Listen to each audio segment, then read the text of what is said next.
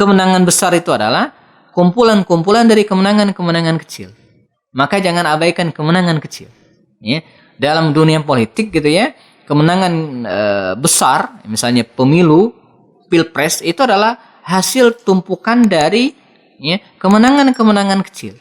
Entah itu pileg kalau dalam pertarungan politik atau entah mungkin pemilihan kepala daerah.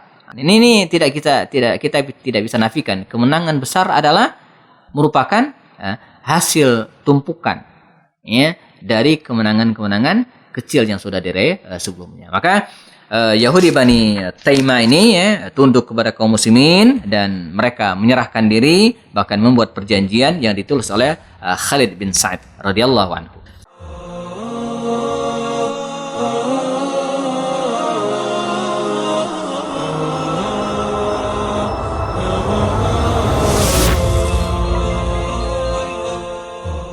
Assalamualaikum warahmatullahi wabarakatuh. Alhamdulillahi wa kafa, asyhadu an la ilaha illallah, asyhadu anna Muhammadan abduhu wa rasuluhu al-Mustafa wa ala alihi wa sahbihi wa mawala ba'du. Kita masih di program belajar Sirah An-Nabawiyah melalui video-video pendek bersama saya Happy Andi Bastoni. Sebelumnya kita sudah bahas perang Khaybar, lalu kemudian hikmah yang bisa kita ambil dari peristiwa tersebut, bagaimana Rasulullah melakukan tawanan perang dan harta rampasan perang, ya, juga beberapa peristiwa penting yang terjadi langsung setelah perang Khaybar. Nah, sebelum kita bicara tentang peristiwa besar, ya, mengguncang pasukan Romawi di Mu'tah, ya, ada beberapa peristiwa kecil yang terjadi pada tahun ke-7 Hijriah ini, di sisa-sisa atau pada awal-awal tahun ke-7 Hijriah ini, yaitu di bulan Safar, ya, kemudian bulan Rabiul Awal, Rabiul Akhir, ya, sampai kemudian nanti jelang Zulqa'dah, karena pada bulan Zulqa'dah tahun ke-7 Nabi akan berangkat ke Mekah untuk melaksanakan umrah qadha, ya, pengganti umrah Hudaybiyah yang tertunda sebelumnya, ya. Nah, Khaybar takluk, ya, sebanyak 3.600 bagian tanah Khaybar dibagi dua, 1.800 untuk kaum muslimin dan 1.800 untuk Yahudi Bani Nadir di Khaybar, dan clear, beres. Nah, selanjutnya sebelum pulang ke Madinah Al-Munawwarah, ya, Nabi memberangkatkan pasukannya, ya, atau lebih tepatnya, ya, Nabi mengutus, ya, Muhayyisa bin Mas'ud, ya, untuk menemui sisa-sisa orang Yahudi di sebuah tempat namanya Fadak, ya, dan menyeru mereka agar masuk Islam. Ya. Namun pada awalnya mereka menunda-nunda berpikir untuk masuk Islam. Namun setelah tahu bahwa Khaybar takluk, tunduk, tidak berkutik di tangan kaum muslimin, ya, Allah kemudian menyusupkan perasaan takut, ya, dalam diri mereka. Dan inilah pertolongan Allah SWT. Jadi di antara pertolongan Allah kepada nabinya adalah memasukkan ar-ru'b, ya, nusirtu bir-ru'b, kata Rasul. Aku ditolong oleh Allah dengan memasukkan rasa takut. Nah, ini juga pelajaran bagi kita jemaah, bahwa di antara hal yang tanpa kita sadari, dan ini bantuan dari Allah, adalah menanamkan rasa takut dan gemetar dalam diri musuh. Jadi sekuat apapun tenaga yang mereka miliki gitu kan, tapi kalau rasa takut itu sudah menyelinap dalam diri mereka, sudah selesai. Ini sudah. Ya, jadi kekuatan sebesar apapun kekuatan, ya, tidak akan berguna, ya, ketika rasa takut itu, ar-ru'ba itu sudah ada dalam diri mereka. Maka singkat cerita, akhirnya mereka, ya, menerima, ya, Rasulullah SAW dan menyerahkan tanah Fadak untuk Rasulullah tanpa peperangan. Karena itu, ya, tanah Fadak ini tidak termasuk ghanimah. Jadi semacam fai'. Nah, jadi tidak diberikan kepada kaum muslimin, tapi diberikan kepada Rasulullah SAW, ya, saja, ya. Nah, ini kejadian di tanah Fadak. Kemudian yang kedua adalah Wadil Qura, ya. Jadi setelah menyelesaikan urusan di Khaybar, baginda Rasul segera mengarahkan pasukannya menuju ke Wadil Qura, di mana bermukim sekelompok orang-orang Yahudi yang tinggal bersama dengan beberapa kabilah bangsa Arab di sana, ya. Dan ketika kaum muslimin tiba di situ, ya, orang-orang Yahudi langsung merespon dengan melemparkan senjata, anak panah, dan terjadilah peperangan di antara kaum muslimin, ya. Sempat mereka minta duel, dilawan oleh Ali bin Abi Thalib, dan pada akhirnya wilayah Wadil Qura ini, ya, jatuh ke tangan kaum muslimin, dan mereka pun menyerahkan, ya, Jadi tanah wilayah Wadil Qura ini setelah dikepung selama 4 hari lamanya dan berada dalam kekuasaan kaum muslimin ya. Satu lagi ya, Yahudi di Taima ya. Ketika Rasulullah SAW atau ketika mereka mendengar bahwa penduduk Khaybar, penduduk Fadak, Wadil Qura sudah bertekuk lutut ya, ke tangan kaum muslimin ya, maka orang-orang Yahudi Bani Taima ini tidak punya nyali lagi gitu kira-kira. Maka dalam video sebelumnya kita pernah bahas bahwa kemenangan besar itu adalah kumpulan-kumpulan dari kemenangan-kemenangan kecil. Maka jangan abaikan kemenangan kecil.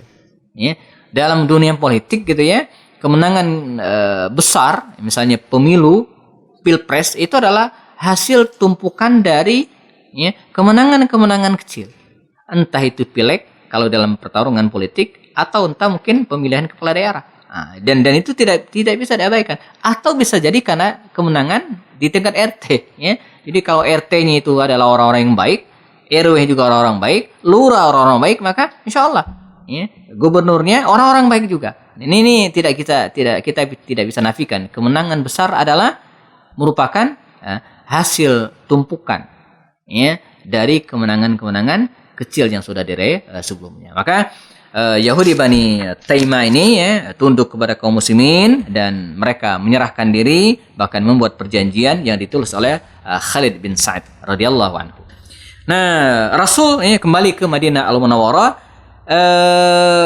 Ketika baginda Rasulullah SAW berada di Khaybar, sebenarnya ada satu pasukan kecil lagi ya, dipimpin oleh Abban bin Sa'id yang diutus oleh Rasul SAW ya, untuk mendatangi beberapa kabilah Arab Badui berada di Madinah pada waktu itu. Maka ekspedisi ini disebut dengan ekspedisi Abban bin Sa'id yang bersamaan kejadiannya dengan perang Khaybar, dan dia pun ya, berhasil melaksanakan tugas baginda Rasul dengan baik. Nah, ini juga satu poin pelajaran penting bagi kita, bagaimana Nabi dalam satu waktu bisa mengkoordinir dan kemudian mengawasi dua peristiwa. Di satu sisi beliau memimpin pasukan ke Khaybar, dan pada saat yang sama juga beliau mengutus utusannya ke Arab Badui yang kemudian ditawari masuk Islam dan berhasil ya. Nah, tersisa beberapa satuan perang kecil lainnya ya, setelah peristiwa ini ya. Di antaranya adalah perang Dzatur Riqa. Ya. Para ulama berbeda pendapat tentang perang ini. Ada yang mengatakan terjadi pada tahun keempat Hijriah, berarti setelah perang Uhud ya. Tapi ada juga mengatakan ya, terjadi pada bulan Rabiul Awal tahun ke-7 Hijriah. Ditandai dengan ikut andilnya Abu Musa al-Asy'ari ya, dan Abu Hurairah yang baru bergabung dengan kaum muslimin setelah perang Khandaq ya. Artinya kalau pada tahun keempat Hijriah, baik Abu Musa al-Asy'ari ataupun Abu Hurairah belum bersama dengan kaum muslimin. Sementara dalam perang Dzatur Riqa ini dikisahkan mereka ikut serta ya. Nah, perang ini terjadi karena kabilah Bani Tha'labah yang kemudian berhimpun bersama dengan kabilah Bani Mugharib ya, dalam naungan kabilah besar kabilah Bani Ghatafan ya.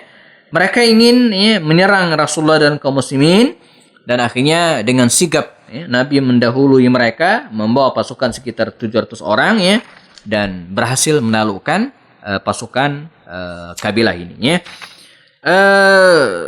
Ada beberapa satuan perang lainnya, misalnya dirangkum oleh Safiyur Rahman Al-Mubarakfuri dalam kitabnya ini.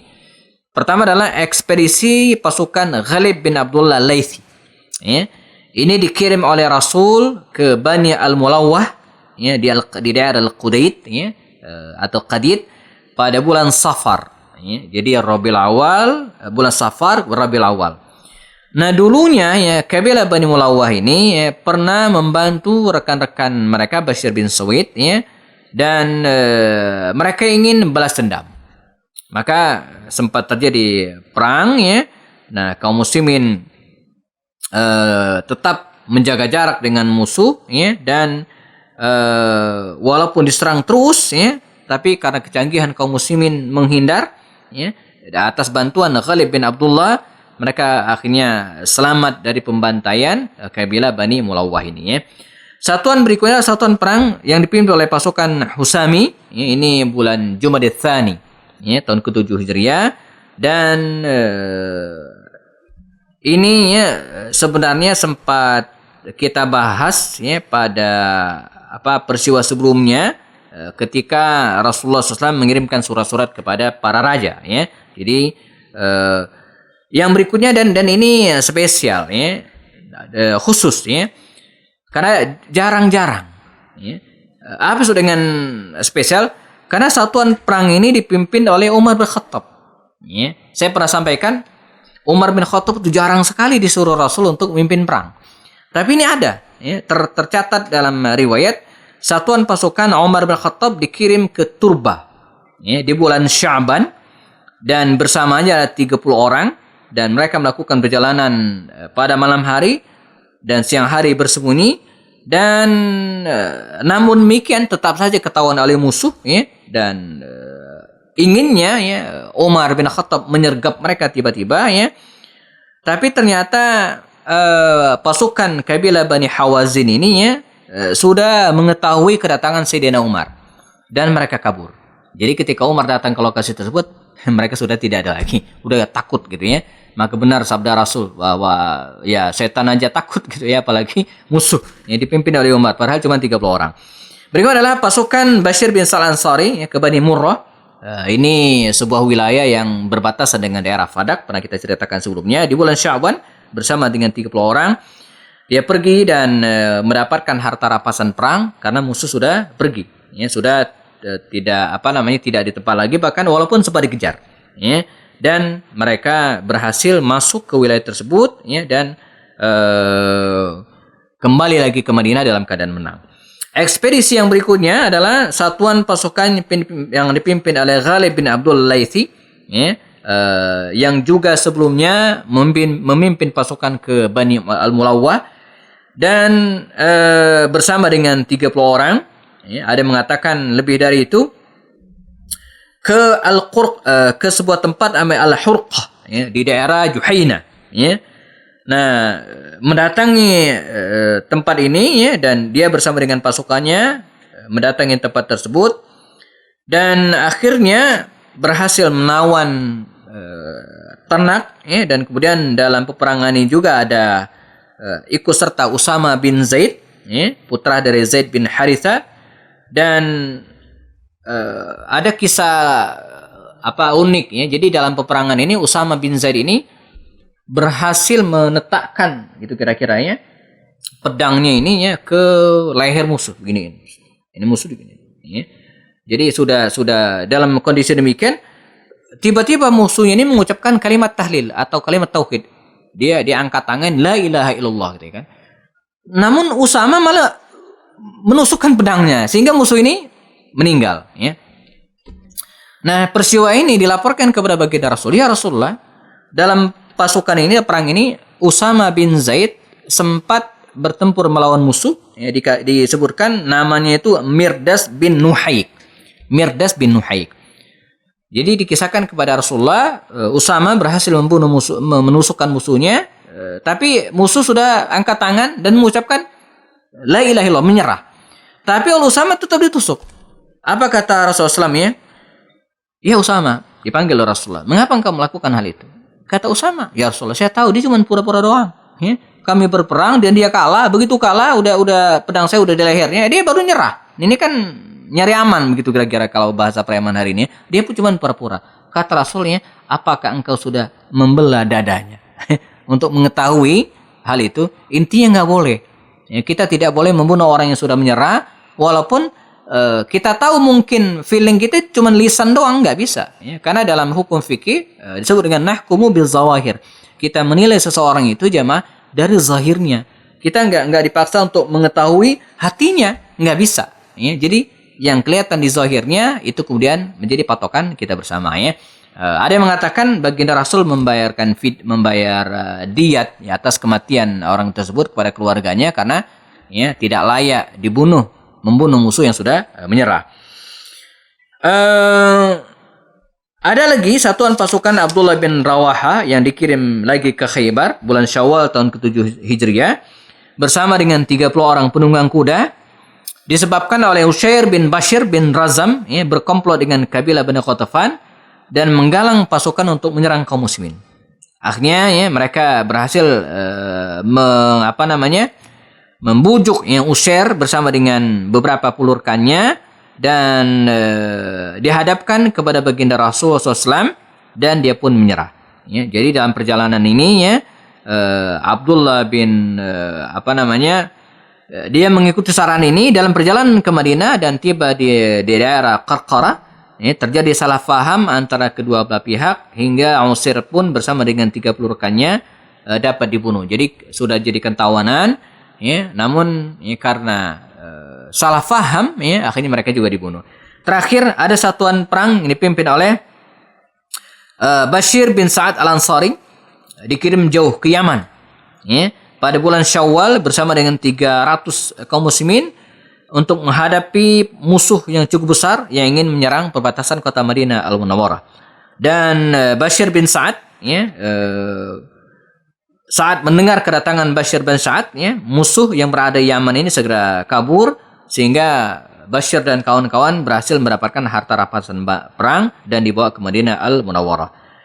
Satu lagi satuan pasukan ya, Hadrat Al-Aslami dipimpin oleh beliau dan dikirim ke Ghabah ya, dan ada yang mengatakan peristiwa ini terjadi pada bulan bulan Syawal ya, sebelum Zulqa'dah untuk berangkat ke kabilah Bani Ghabah ya, jadi dipimpin oleh Hadrat Al-Aslami ya, dan dia berhasil mengalahkan musuh secara telak dan merampas unta, domba dan harta milik mereka. Nah, Syawal masuk bulan Zulqa'dah ya, baginda Rasul punya janji dengan kaum muslimin ya, juga dengan kafir Quraisy untuk melaksanakan umrah. Ya, maka Nabi berangkat bersama dengan 2000 kaum muslimin ya, menuju ke Makkah untuk melaksanakan umrah. Namanya Umrah Qadha. Akan kita bahas pada video berikutnya insyaallah. Demikian, assalamualaikum warahmatullahi wabarakatuh.